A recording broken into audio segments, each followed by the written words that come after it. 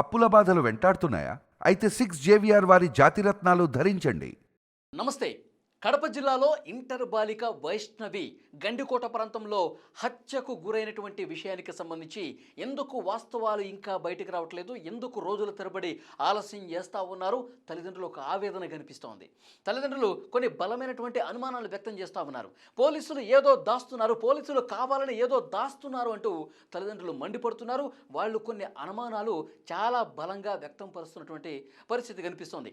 నిన్న పోలీసు అధికారులు ఆ గండికోట ప్రాంతంలో ఎక్కడైతే అమ్మాయి హత్య చేయబడిందో అక్కడికి వెళ్ళి పూర్తిగా పరిశీలించారు. క్లూస్ టీమ్ వెళ్ళింది, ఆధారాలు కొన్ని లభ్యమయ్యాయని చెప్పారు. నిన్న కోయ ప్రవీణ్ గారు పోలీసు అధికారి, ఆయన చాలా స్పష్టంగా మాకు నిందితులకు సంబంధించి కొన్ని ఆధారాలు దొరికాయి, ఆ ఆధారాలు సాయంత్రం వరకు పూర్తిగా క్లారిటీ వచ్చేస్తుంది, ఎస్పీ గారు ప్రెస్ మీట్ పెట్టి మొత్తం విషయాలన్నీ కూడా చెప్పేస్తారు. ఈ హత్య ఎవరు చేశారు, ఎవరి ప్రమేయం ఉంది, ఎవరు చేయించారు అన్నీ కూడా సాయంత్రం వరకు బయటకు వచ్చేస్తాయని చెప్పారు. కానీ కట్ చేస్తే సాయంత్రం ఎవ్వరు కూడా, ఏ పోలీసు అధికారి కూడా బయట పెట్టలేదు. మరి ఆధారాలు లభించాయి అన్నటువంటి పోలీసులు, సాయంత్రం చెప్తాను అన్నటువంటి పోలీసులు ఎందుకు వెల్లడించలేదు, ప్రెస్ మీట్ పెట్టి అసలు ఏం జరిగిందో ఎందుకు చెప్పలేదు, ఎందుకు దాస్తున్నారు?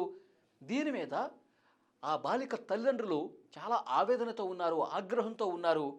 ఏదో జరుగుతోంది, ఈ కేసు నుంచి నిందితుల్ని తప్పించే కుట్రమైనా జరుగుతుందా అంటూ అనుమానం వ్యక్తం చేస్తాను. మొదటి నుంచి కొన్ని బలమైనటువంటి అనుమానాలు తల్లిదండ్రులు, కుటుంబ సభ్యులు వ్యక్తపరుస్తున్నారు. అవేంటో ఒక్కసారి మీకు చెప్పే ప్రయత్నం చేస్తా. ముందుగా అయితే ప్రియుడు లోకేష్ 10 గంటల 40 నిమిషాల సమయంలో బయటకు వచ్చేసాడు, ఒంటరిగా వెళ్ళిపోయాడు. ఇద్దరు కలిసి లోపలికి వెళ్ళారు, కానీ బయటకు వచ్చింది మాత్రం లోకేష్ మాత్రమే. అతను వెళ్ళిపోయాడు. ఆమెని ఆ ముఖద్వారం వద్ద దింపేసి లోకేష్ వెళ్ళిపోయాడు. అయితే ఇక్కడ తల్లిదండ్రులు లోకేష్ చెప్తున్నారు, అందరినీ కూడా తప్పుదారి పట్టించేందుకు లోకేష్ ఈ విధంగా చేశాడు. ఎందుకంటే అమ్మాయి రంగనాథ స్వామి టెంపుల్, ఆ గండికోటకి ఆనుకునే రంగనాథ స్వామి టెంపుల్ ఉంటుంది, ఆ టెంపుల్ బ్యాక్ సైడ్ వరకు ఆమె నడుచుకుంటూ వెళ్తున్నటువంటి దృశ్యాలు ఉన్నాయని చెప్పి పోలీసు అధికారులు ఒప్పుకున్నారు. అంటే క్లియర్గా ఇక్కడ అర్థమవుతుంది, గండికోట ప్రాంతానికి కుటుంబ సభ్యులు వస్తున్నారు. వీళ్ళిద్దరూ ఇక్కడ ఉన్న విషయం కుటుంబ సభ్యులకు తెలిసిపోయింది కాబట్టి, ముఖ్యంగా అన్న సురేందర్కి కూడా తెలిసిపోయింది కాబట్టి వాళ్ళు వస్తున్నారు కాబట్టి మనం ఇక్కడ ఉండొద్దు, కొద్దిగా దూరం అటువైపు వెళ్దాము, ఆ టెంపుల్ వైపు బ్యాక్ సైడ్ వెళ్దామని చెప్పి లోకేష్ అనబట్టే లోకేష్ ముందుగా వెళ్ళిపోయి ఆ అమ్మాయిని తర్వాత వెనక నుంచి రమ్మని చెప్పాడు. ఇదే జరిగి ఉంటుందని చెప్పి కుటుంబ సభ్యులు బలమైనటువంటి అనుమానం వ్యక్తం చేస్తూ ఉన్నారు. రెండోది, గత 2-3 రోజులుగా ఒక విషయం చాలా పెద్ద ఎత్తున చర్చ జరుగుతుంది. ఎందుకంటే అన్న సురేందర్ ఇక్కడికి వచ్చాడు, వైష్ణవి అన్న సురేందర్ గండికోట ప్రాంతానికి వచ్చాడు అని చెప్పి చాలా క్లియర్గా ఇన్ఫర్మేషన్ వస్తోంది. పోలీసు అధికారులు కూడా ధృవీకరించారు. మరి అన్నే వైష్ణవిని, చెల్లెల్ని చంపేసి ముళ్ళ పొదల్లో పడేశాడు అని చెప్పి చాలా అంటే చాలా పెద్ద ఎత్తున ప్రచారం జరిగింది. పోలీసులు అన్న వచ్చాడని చెప్పారు, కానీ ఏం జరిగిందన్న విషయం కూడా వెల్లడించాల. చాలా మీడియా ఛానల్స్ కావచ్చు, చాలామంది అన్నే చేసి ఉంటాడు అన్న అనుమానాన్ని వ్యక్తం చేశారు. ఎందుకంటే కుటుంబ సభ్యులు గత కొన్ని రోజులుగా వైష్ణుతో గొడవ పడతా ఉన్నారు. లోకేష్ను వదిలేసే, లోకేష్తో మాట్లాడద్దు, లోకేష్తో ప్రేమ వద్దు, లేదంటే నీ ఎంతో చూస్తాం అని ఇలాంటి గొడవలు కుటుంబంలో జరుగుతున్నాయి. కాబట్టి చెప్పిన మాట వినలేదు కాబట్టి అన్న సురేంద్రని అక్కడికి పంపించి దాడి చేపించి చంపించేశారు. ఇది పెద్ద ఎత్తున జరుగుతున్న ప్రచారం. కానీ కుటుంబ సభ్యులు వ్యక్తం చేసేది ఏంటంటే, మాకు వాళ్ళు అక్కడ ఉన్నారనే విషయం తెలిసింది, ఆమెను అక్కడి నుంచి పిలిపించుకోవడానికి ఇంటికి తీసుకురావడం కోసం సురేంద్ర అక్కడికి వెళ్ళాడు. సురేంద్ర అక్కడికి వెళ్ళింది వైష్ణవిని సేఫ్గా ఇంటికి తీసుకురావడానికి వెళ్ళాడు తప్ప అక్కడ ఏమీ చేయలేదంటున్నారు. ఇంకొకటి, ముళ్ళ పొదల్లో వివస్త్రణ చేసి పైన టాప్ మొత్తం ఏం లేదు, నూలుపోగు లేకుండా ముళ్ళ పొదల్లో వైష్ణవి హత్య చేసి అక్కడ పడేస్తున్నారు. మరి అన్న ఏదైనా చేసి ఉంటే, నిజంగా అన్న సురేందర్ అక్కడ వైష్ణవిని ఏదైనా చేసి ఉంటే చెల్లెల్ని వివస్త్రణ చేసి బట్టలు లేకుండా చేసి అక్కడ ముళ్ళ పొదల్లో పడేస్తాడా? చెల్లెళ్ళు అంటే అన్న అంత దారుణమైన పని చేయగలుగుతాడా? కుటుంబ సభ్యులు ఇదే చెప్తున్నారు. వైష్ణవి తల్లిదండ్రులు, మీరు అన్న సురేందర్ ఏదో చేశాడని చెప్పి అందరూ వార్తలు రాస్తూ ఉన్నారు, ఇది కరెక్ట్ కాదు. అన్న లాంటి వ్యక్తి చెల్లెల్ని బట్టలు లేకుండా అక్కడ పడేయగలుగుతాడా?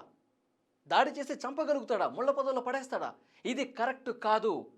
ఏదో జరిగింది, అది ఏం జరిగిందన్నది కూడా ఆ పోలీసు అధికారులు విచారణలో బయట పెట్టాల్సినటువంటి అవసరం ఉందని చెప్పి ఈ ఒక బలమైనటువంటి అనుమానం వ్యక్తం చేస్తున్నారు. అన్న కాదు, సురేందర్ కాదు అని చాలా బలంగా చెప్తా ఉన్నారు. ఇంకొక మూడో అనుమానం, పోలీసు అధికారులు అక్కడికి వచ్చినప్పుడు నిందితులకు సంబంధించి ఆధారాలు బయటపడ్డాయని చెప్పారు. నిన్న కోయిప్రవీణ్ గారే చాలా స్పష్టంగా చెప్పారు. మాకు ఈ రోజు ఉదయం కొన్ని కీలకమైనటువంటి ఆధారాలు లభించాయి. సాయంత్రం పోలీస్ అధికారులు ఎస్పీ గారే డైరెక్ట్గా మీడియాతో మాట్లాడే విషయం మొత్తం చెప్పేస్తారన్నారు.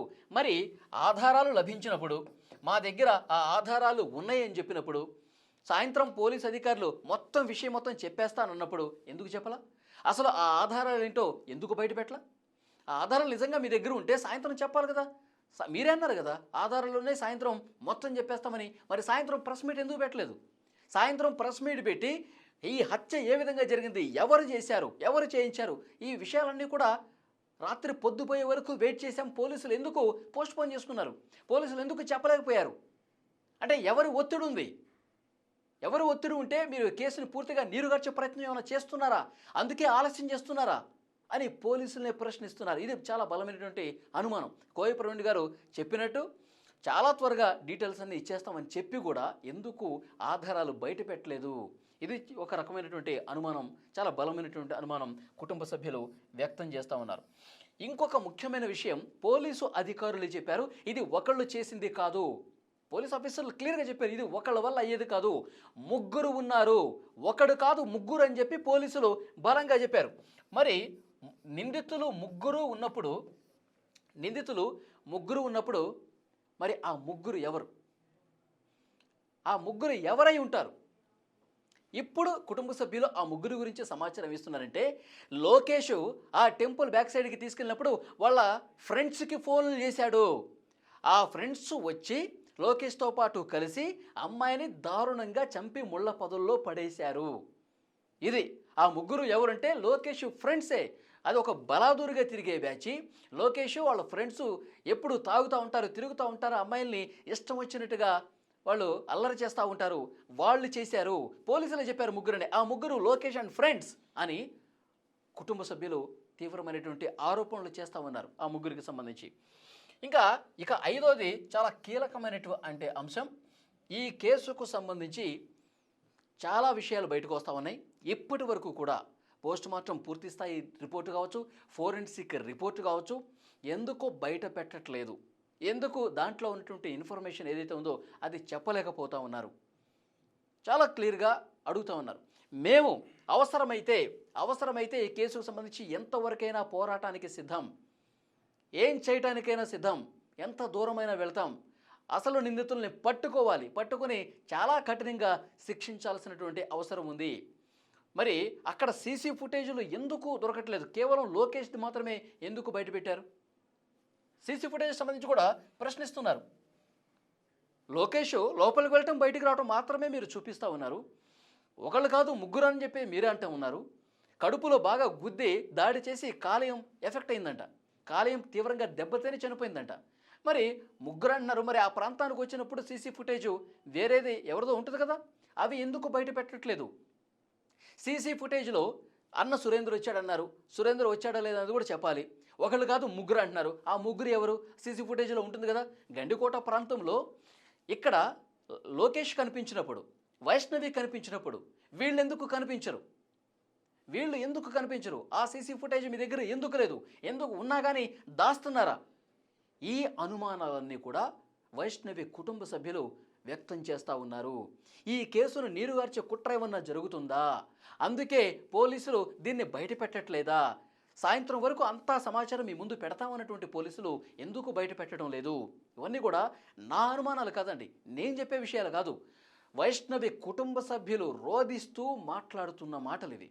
లోకేష్ అండ్ ఫ్రెండ్స్ చేసి ఉంటారు అని చెప్పి ఈ అనుమానాలన్నీ కూడా వాళ్ళు మీడియాతో పంచుకుంటూ కన్నీరు పెట్టుకుంటున్న పరిస్థితుంది. మరి పోలీస్ అధికారులు, ఎందుకంటే ఇన్ని అనుమానాలు వాళ్ళు వ్యక్తం చేస్తూ ఉన్నారు కాబట్టి డెఫినెట్గా పోలీస్ అధికారుల మీద బాధ్యత ఉంది. చాలా వేగంగా దర్యాప్తు చేసి విచారణ చేసి వాస్తవాలన్నీ వెలికి తీయాలి, వాళ్ళకి దొరికిన ఆధారాలన్నీ బయట పెట్టాలి, వైష్ణవికి న్యాయం చేయాల్సినటువంటి అవసరం ఉంది. సో చూద్దాం పోలీసులు ఎంత త్వరగా ఈ కేసుకు సంబంధించి ఛేదిస్తారు, నిజాలు ఎప్పుడు బయట పెడతారన్నది.